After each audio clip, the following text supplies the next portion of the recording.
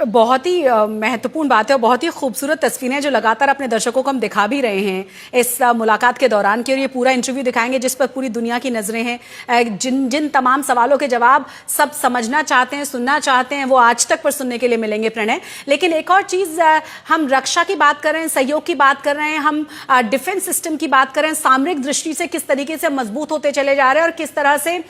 Made in India जिस तरीके से लगातार बढ़ता जा रहा है, जिस तरीके से भारत वहां पर भी परचम लहरा रहा है, उस लिहाज से कितना महत्वपूर्ण, कितनी उम्मीदों के साथ इस मुलाकात को, इस विजिट को देखा जाए। देखिए, अगर आप भारत और रूस के संबंधों को देखें तो चाहे भारत का स्पेस प्रोग्राम हो, चाहे भारत का न्यूक्लियर प्रोग्राम हो,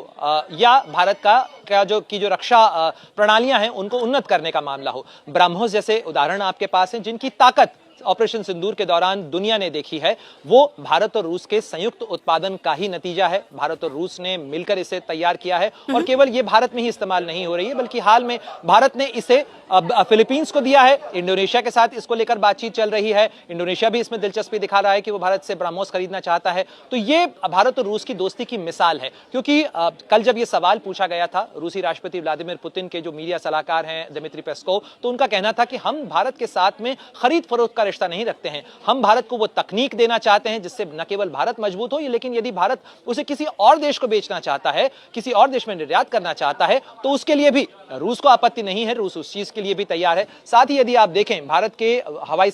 की वायुसेना के बेड़े के अंदर MiG-21 हाल ही में फेज आउट हुआ, लेकिन लंबे समय तक उसने भारतीय वायुसेना को सेवा दी है। इसके अलावा भारतीय वायुसेना के पास में MiG-23 रहे हैं, भारतीय वायुसेना के पास में MiG-27, MiG-29, Sukhoi 30 MKI, और अब रूस की तरफ से प्रस्ताव दिया गया है कि वो Su-57 यानी Sukhoi 57 जो लड़ाकू विमान है, जो कि सबसे उन्नत लड़ाकू विमानों में गिना जा रहा है इस समय दुनिया के, वो भारत को देने को तैयार है, भारत में ही बनाने को तैयार है। इसके अलावा S-400 मिसाइल तो वो भारत को पहले ही दे चुके हैं, उसकी अतिरिक्त बैटरीज देने को तैयार हैं। साथ ही रूस की तरफ से पेशकश की गई है शशि कि वो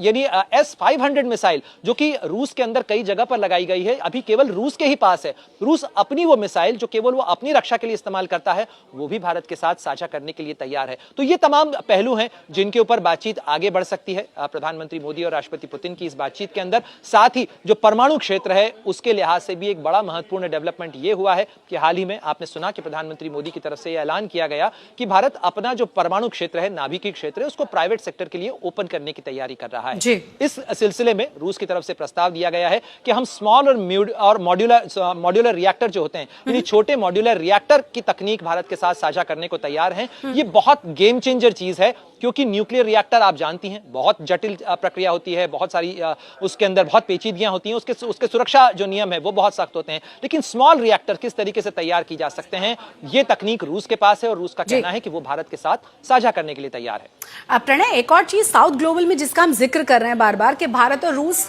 बहुत परस्पर सहयोग बढ़ा रहे हैं, और जिस तरीके से रूस वहां पर अपनी उपस्थिति दर्ज करा रहा है और विश्व पटल पर जिस तरीके से भारत की तरफ से आवाजें उठाई जा रही हैं, या फिर जिस तरह से डिसीजंस पिछले कुछ समय से भारत की तरफ से विदेश नीति में लिए जा रहे हैं,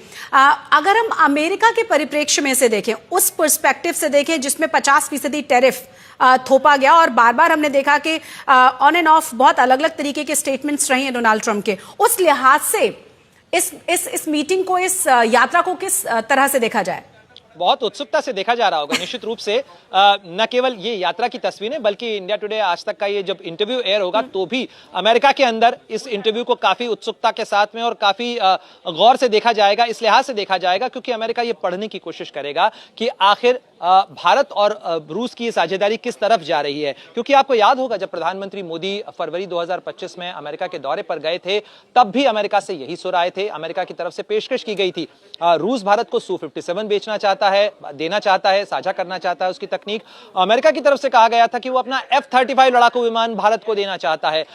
साथ ही रूस के साथ भारत की जो तेल खरीद है उसको लेकर अमेरिकी राष्ट्रपति डोनाल्ड ट्रंप की तरफ से बहुत सारी बातें कही गई। कहा गया, भारत पर आरोप यहां तक लगाए गए कि भारत के पैसे से रूसी राष्ट्रपति व्लादिमीर पुतिन की वॉर मशीन चल रही है, भारत रूस से तेल खरीद रहा है, इसलिए भारत पर अतिरिक्त 25% का टैरिफ लगाया गया। इसलिए निश्चित रूप से अमेरिका बहुत गौर से इस इंटरव्यू को भी देखेगा और इन तस्वीरों को भी देखेगा जो भारत से राष्ट्रपति पुतिन की यात्रा के दौरान आएंगी। लेकिन जैसा हमने बात की, विदेश नीति की स्वायत्तता और स्वतंत्रता का मुद्दा तो खैर है ही सही, लेकिन उसके साथ साथ यहां पर यह भी है कि अमेरिका के साथ भी भारत की साझेदारी है। भारत अपने रणनीतिक रिश्तों को अमेरिका के साथ भी बढ़ाना चाहता है। जहां तक व्यापार कारोबार का सवाल है, निश्चित रूप से इस समय भारत के सामने एक चुनौती है, क्योंकि भारत का निर्यात प्रभावित हुआ है अमेरिका की तरफ से लगाए गए इन टैरिफ्स के कारण। उसके बदले में रूस की तरफ से यह प्रस्ताव दिया जा रहा है कि भारत के कृषि उत्पादों को, भारत के जो मैरीटाइम, जो मरीन उत्पाद हैं जैसे श्रिम्प हैं या और जो उत्पाद हैं, उनको वो अपने बाजार के अंदर लेने के लिए तैयार हैं। भारत के साथ वो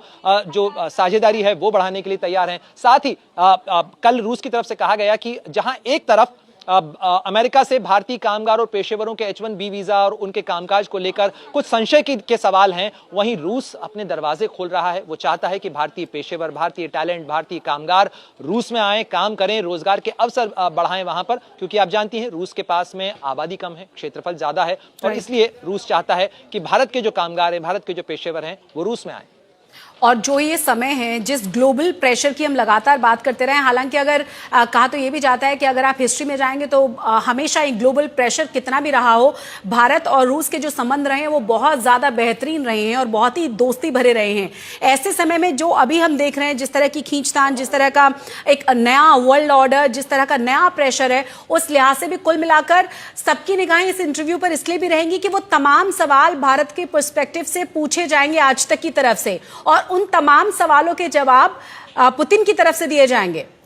बिल्कुल, बहुत सारे सवाल हैं, चाहे वो रूस यूक्रेन की जंग का मामला हो, जिसको लेकर बहुत सारे भारतीयों में भी इस चीज को लेकर उत्सुकता थी कि आखिर रूस क्या करने जा रहा है। रूस को लेकर भारत के अंदर एक सॉफ्ट कॉर्नर भी है इस चीज को लेकर, क्योंकि रूस भारत का टाइम टेस्टेड फ्रेंड रहा है। हमारे यहाँ पे कहा जाता है कि रूस और भारत की दोस्ती समय की कसौटी पर हमेशा खरी उतरी है, और इस लिहाज से भी कहा जाता है कि 1971 का युद्ध हो या ऑपरेशन सिंदूर हो, रूस से मिला सहयोग, रूस से मिली तकनीक ने भारत के हाथों को हमेशा मजबूत किया है। और इसलिए भी भारत के लोगों का यह भरोसा है कि रूस भारत के साथ में धोखा नहीं देगा, भारत को भारत का इस्तेमाल नहीं करेगा, बल्कि एक अच्छे दोस्त की तरह भारत के साथ खड़ा नजर आएगा। ट्रैवलर निकितिन के वृत्तांत से लेकर राष्ट्रपति पुतिन की यात्रा तक आपको भारत और रूस के बीच में जो बॉन्ड है वो देखने को मिलता है। अगर आप रूसी भाषा को देखें तो रूसी भाषा के अंदर भारत में अग्नि कहा जाता है, रूस में अगोन कहा जाता है, भारत में जो है माँ कहा जाता है या माता कहा जाता है, रूस में जो है मार्सिल कहा जाता है माँ को। तो बहुत सारे शब्दों के अंदर भी समानता है। तो भारत के लोग जब रूस जाते हैं या रूस के लोग जब भारत आते हैं तो एक परस्पर बॉन्ड जो है वो देखने को मिलता है भारत रूस के लोगों के अंदर। और समय की कसौटी पर हमने हर बार देखा है कि एक मददगार, एक दोस्त के देश के तौर पर रूस ने भारत की मदद की है, चाहे वो अंतर्राष्ट्रीय मंच हो, चाहे वो यूएन का मंच हो, या फिर वो सामरिक चुनौतियां रही हो। तो इस लिहाज से भी बहुत महत्वपूर्ण होगा भारत के लोगों के मन में जो सवाल हैं इन चीजों को लेकर कि भारत और रूस की दोस्ती में अब नया क्या होने वाला है, क्या बड़ा होने वाला है। भारत इस समय जबकि इस थोड़ी सी कठिनाई के दौर से गुजर रहा है, जहां पर आर्थिक रफ्तार बढ़ाने के साथ साथ आबादी के लिए रोजगार के अवसर जुटाने की जो तमाम कोशिशें और कवायदें चल रही हैं, उसमें नया क्या हो सकता है, किस तरीके से आगे बढ़ा जा सकता है। इसके अलावा आर्टिफिशियल इंटेलिजेंस टेक्नोलॉजी के अंदर रूस भारत के हाथ कैसे मजबूत कर सकता है, साथ ही भारत से रूस क्या ले सकता है, उस लिहाज से भी बहुत महत्वपूर्ण है, क्योंकि ऐसी बहुत सारी चीजें हैं जो भारत भी रूस को दे सकता है। एक और चीज जिसका पहले जिक्र कर चुके हैं, ड्यूमा की तरफ से जिस तरह से डिफेंस डील को इस मुलाकात से पहले, इस दौरे से पहले कुछ घंटे पहले मंजूरी दी गई है, उस लिहाज से कितना इसे महत्वपूर्ण माना जाए और कितनी बड़ी उपलब्धि है ये? देखिए, ये इस तरीके के समझौते भारत ने अमेरिका के साथ किए हैं, फ्रांस के साथ किए हैं, ब्रिटेन के साथ किए हैं, सिंगापुर के साथ किए हैं, कई और देशों के साथ हैं। लेकिन इतने पुराने सामरिक सहयोगी होने के बावजूद भारत और रूस के बीच में अभी तक लॉजिस्टिक सपोर्ट एग्रीमेंट टाइप का कोई एग्रीमेंट नहीं था। ये पहला मौका है। फरवरी के अंदर इसकी भूमिका तैयार हुई थी, फरवरी 2025 में, और अब ये जो समझौता है इसके ऊपर ड्यूमा की मोहर लग चुकी है। भारत में भी इसके ऊपर जल्दी ही समझौता हो जाने के बाद में ये भारतीय नौसेना के लिए और भारतीय वायुसेना के लिए तो गेम चेंजर होगा ही सही, जो इंडो पैसिफिक की, हिंद प्रशांत की जो राजनीति है उसके लिहाज से भी गेम चेंजर होगा। बहुत शुक्रिया प्रणय इस तमाम जानकारी के लिए। हम लगातार इस पर नजर बनाए हुए एक छोटे से ब्रेक के लिए यहां रुक रहे हैं। आप बने रहे हमारे साथ, देखते रहे आज तक।